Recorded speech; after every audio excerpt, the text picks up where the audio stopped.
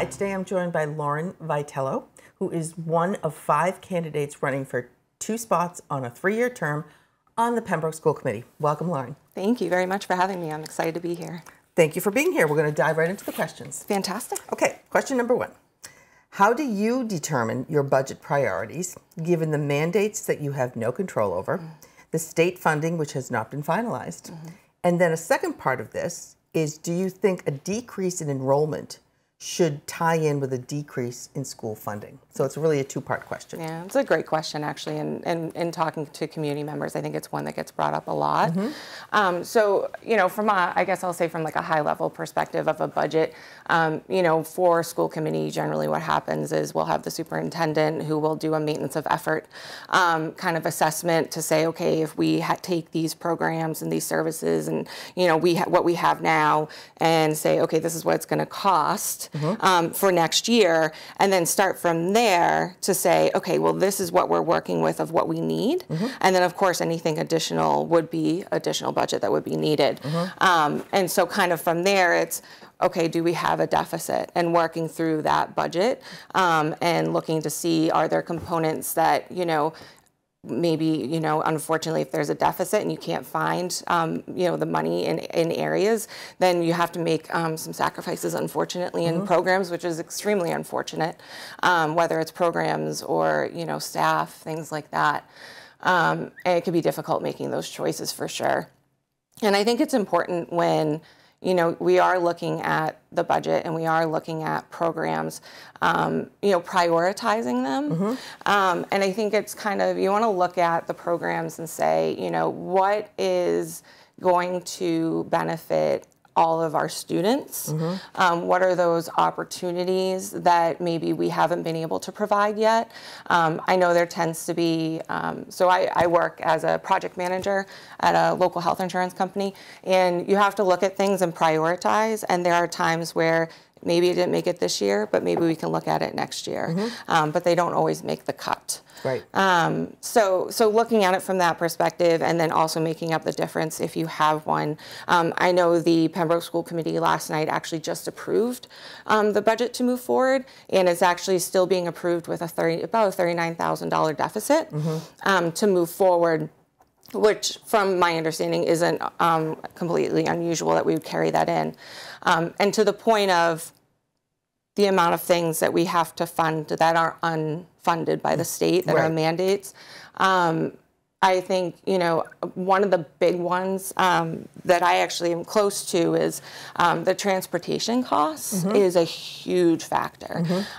So, you know, when we have students that are going out of district with placements, you know, we have to still, state requirement, pay for those transportations. And we'll deal with special ed in another question, because those are usually under special education budgets, right? Sure. But you're right. Yeah. Even transportation within the system is a huge nut to crack. Right. Yep. Because we still have to pay within 2 miles K through 6. So. Right. Yep. Right. Yep, for sure. Now, the decrease in enrollment, when you have people in the community that don't have children in school anymore, they have supported the schools all along. Right. They'll continue to support the schools, but how do you navigate those questions about your enrollment is going down every single year? Why isn't your budget reflecting that? Yeah, I get that. I think, you know, I do think, I know special education will be a separate question, but I do think that plays into it hugely. I do think that there are more services being needed in the schools to adequately support our students and our kids. You know, with COVID, I think, yeah, we're a couple years out, but I think we are still feeling those impacts from what happened. And I think we're seeing that we do need more supports out there for students. We need more programs to support those students. We also need to be catching up the kids that miss. My daughter's in 3rd grade. She was, you know, she was very little when that happened, you know, trying to do schooling at home. As a little kid at like 5 years old, where, you know, you're not going to get the same social emotional building and education, and so we're still catching up with that as well. So I think as we're trying to fund and give those opportunities and bring in, say, some of those specialists or people with those skill sets to be able to give a robust support to the students, we're not going to see a decrease. And things do cost. There are things that are costing more, especially when it comes to technology. Right. We are so technology forward, and that additionally is going to continue to increase, as well as trying to bring our technology into where I think we should be. That's also going to be continuing to cost. Do you think that's a good thing that we're so technology forward?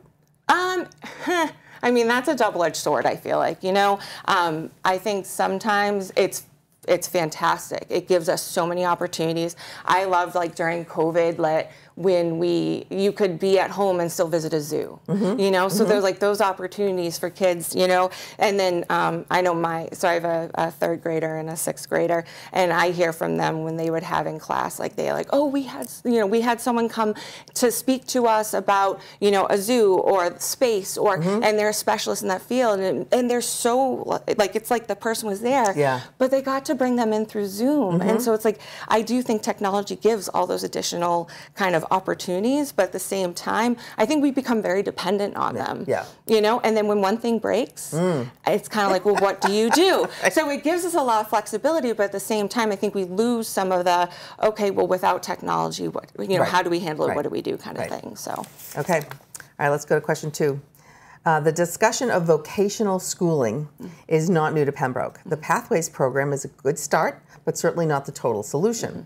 What planning and initiatives do you think are needed now, and why, when it comes to vocational education opportunities? So, I don't think the Pathways program was really intended to be a VOTEC kind of replacement. And even then, it's a fantastic program, and I love hearing the different, chances the kids have with different opportunities and different trainings and things like that. But it's definitely not in any way a VOTEC replacement. I do think that we have seen a shift over the last several years of, I think, straight into college path isn't always what kids are looking for. I think more and more college is so expensive, and that there's a lot more kids, I think, recognizing early on that they may not want to be going to college right away or at all, and they want to look into a VOTEC and being able to do a trade and come out with a great education, great experience, great background in it, and being able to go right into the field. So I do think it's extremely important that we offer the VOTEC opportunities, but also acknowledging how expensive it could be. So what's on the plate right now for Pembroke? Yep, so right now Pembroke did form a committee for us to kind of look into joining South Shore. South Shore VOTEC. Yeah, South Shore school in Hanover. Right, so to join as one of the towns to buy into the program. And I know they just approved, I think it was in February, they approved to build a new school to be able to house all the towns that have not been able to have a VOTEC opportunity because of the change. So this is in VOTEC. The laws. It is expanding their footprint. Right. Okay. So they're expanding because of the towns that are coming in to say we need opportunities. You know, when Pembroke broke off from Silver Lake, and then the laws changed, there was we don't get any kids into VOTEC now. I mean, I think it was like Silver Lake. Yes. Sorry. Yes. There was only. I think 3 students for 2022, 2023 that actually got in and got an opportunity. So we're sending our kids now for any opportunity all the way to the Aggies. And those can take an hour to get to. And then I hear about students coming home at like 8, 9 o'clock because they do after school sports too. And then they have the long drive home. So do you think we should pursue, Pembroke should pursue this? I do, but I also think in the end, obviously, I would be for it because I think kids need the opportunity for sure. You can't just have college be the option or nothing. That's just, it shouldn't be that way. But I think it will end up being, it's going to come to the town to decide, do we continue and push through knowing how much money it's going to cost to be one of those towns with seats at that school that they've approved to build. 900 students, I think, is what the building can hold. So it's very tough because budget is so tight. We had cuts this year. thankfully not cuts like other towns and other school systems have had. But I think it's going to be a very tough conversation in the community to really get that pushed through, with the fact that we've already approved a community center, we've already approved a public safety building, and now we could potentially be adding on another school that's not even in our town to help support build a school in another town. So I think it's a hard one that will really need to be scrutinized and discussed a lot before that could really come, I think, to be a vote for the town. But I do hope it is. Okay. I think it's something we should be supporting. Alrighty. Question number 3. What is your philosophy of special education? And do you believe that the uptick in students requiring additional services is an anomaly or the future of K through 12 in Pembroke schools? So special education is actually very near and dear to me. My son is special needs, he's autistic, and he requires additional behavioral supports throughout the day in order to have a successful education. So special education is very important to me. I think being able to give the kids, and whether you're, my son right now is out of district at South Shore Education Collaborative, so it gives me that unique perspective where I have one kid that's in, in elementary school in Pembroke, and then one that's outplaced. Yep. But being able to support the kids in the school systems itself and keeping them in town is really important. But then being able to support them if those services aren't there, to be able to get them at those collaboratives or those therapeutic day schools, or there's several different kinds of schools out there that will really help kids that need it. If we don't have it, we're going to have to be able to send them out. And yes, those outplacements tend to cost a lot of money, especially because when we talked earlier about unfunded mandates, it's, it can end up costing us a lot of money. But the whole root of it is every kid deserves a fair, appropriate education, a fair, public, appropriate education. And so that requires us to be supporting these kids. And it's tough because you have one kid that could be costing $1 million in order to get that, public education support covered. And then you have some kids that don't need those services, but it doesn't make one kid more important than the other. Right. But playing devil's advocate, if you have taxpayers who say, okay, so we're spending, let's say, $500,000 on this one child to do what needs to be done for that child, to have an appropriate education, that $500,000 could serve 100 kids in 6 or 7 different programs. Right. When people come to you as a school committee member with that, and I know you have a unique perspective on it, it's a legitimate question. Oh, absolutely. I think I understand that. If I could say, oh, okay, state of Massachusetts, let's fund more for our special education, fantastic. It's just not the case right now, but that doesn't mean that just because one kid's going to cost more that, we're going to say, oh, well, we're not going to support them, or it's still required. Like, we're still going to support them, even if that ends up meaning that we don't get to put in like a world language in elementary school yet. Those additional costs mean that we can't do things like that in our schools. But we're still going to support that kid. So those are the decisions that the school committee has to make. Right. And some of it's out of our hands too, Like you said, the unfunded mandates, we have to make up the difference and figure out how we're going to make up for that for many different things. But like I said earlier, transportation's a big one. Is a huge one, right? And this is probably going to just increase the budget over the years. Right.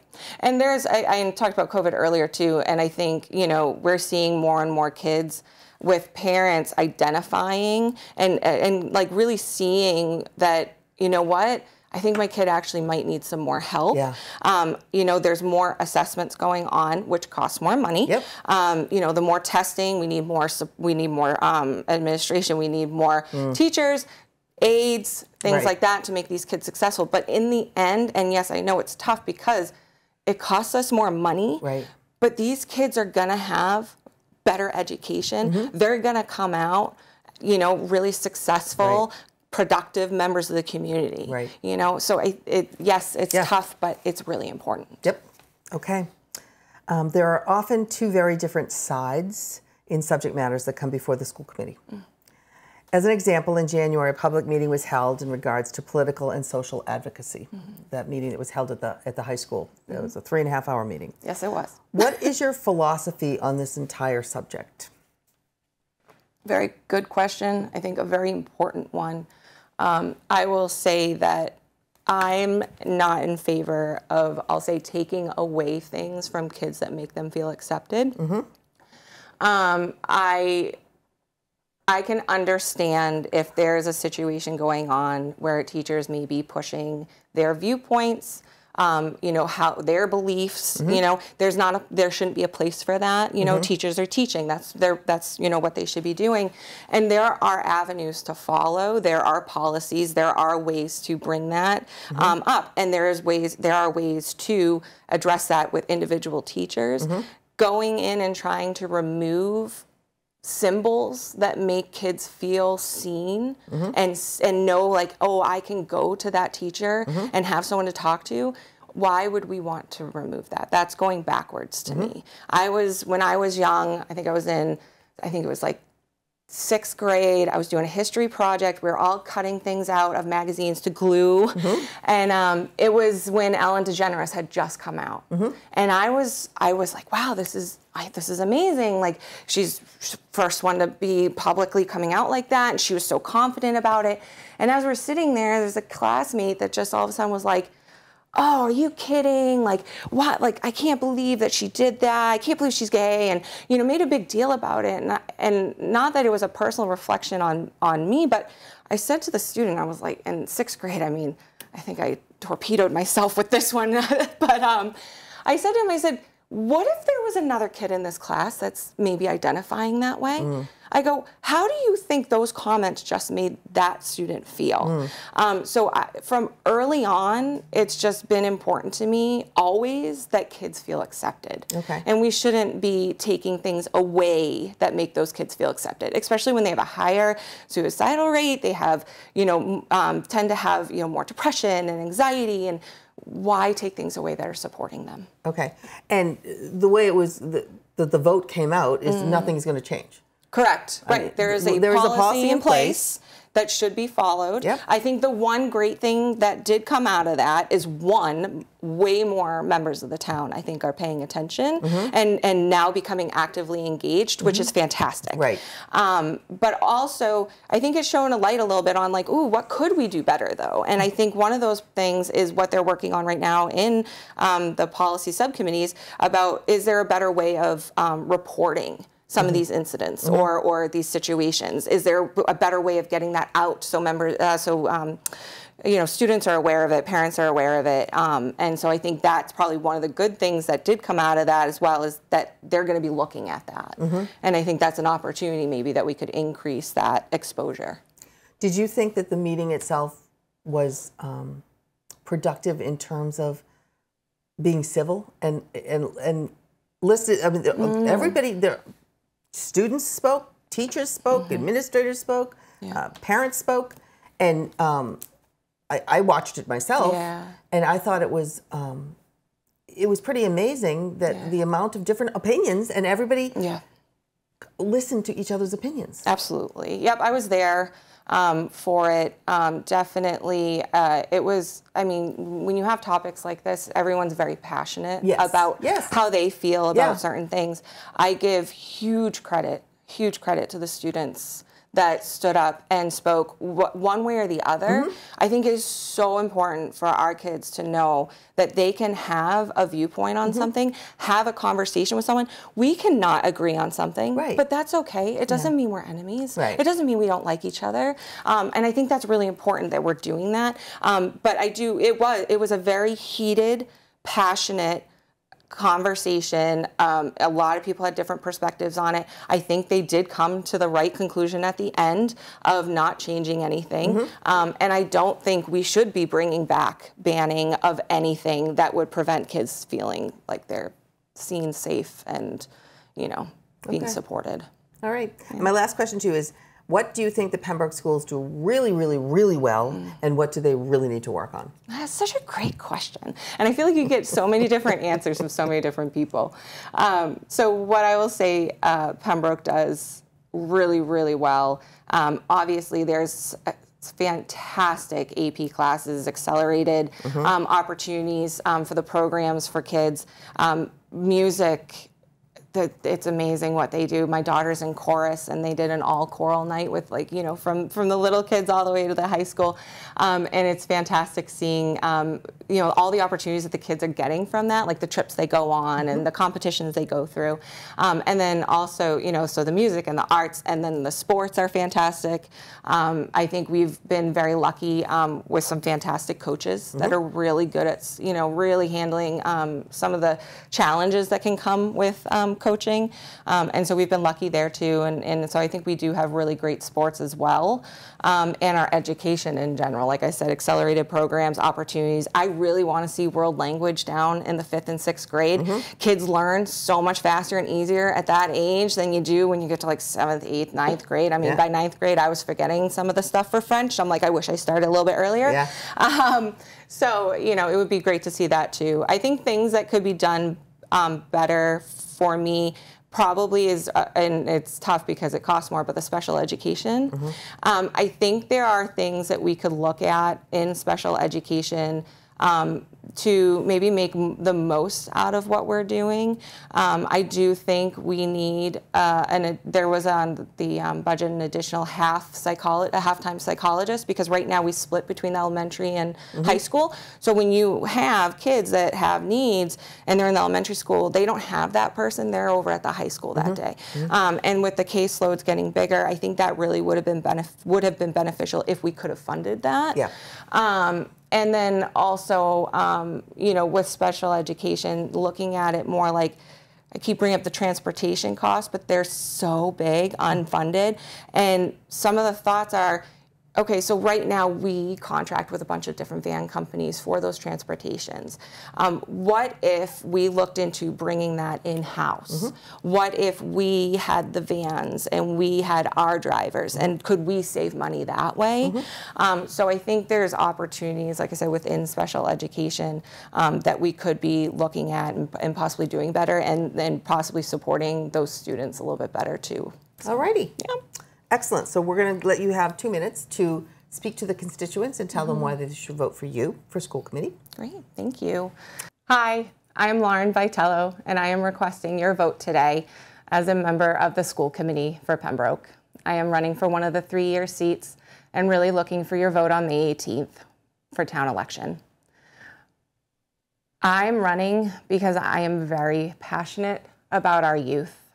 I've been involved with many different programs through coaching softball and soccer, coaching, you know, through leadership through Scouts, involved with both the PAC 105, Troop 105, and most recently Troop 143, our first ever girls unit in town, which has been absolutely fantastic. I really want to see us supporting our students and putting them first.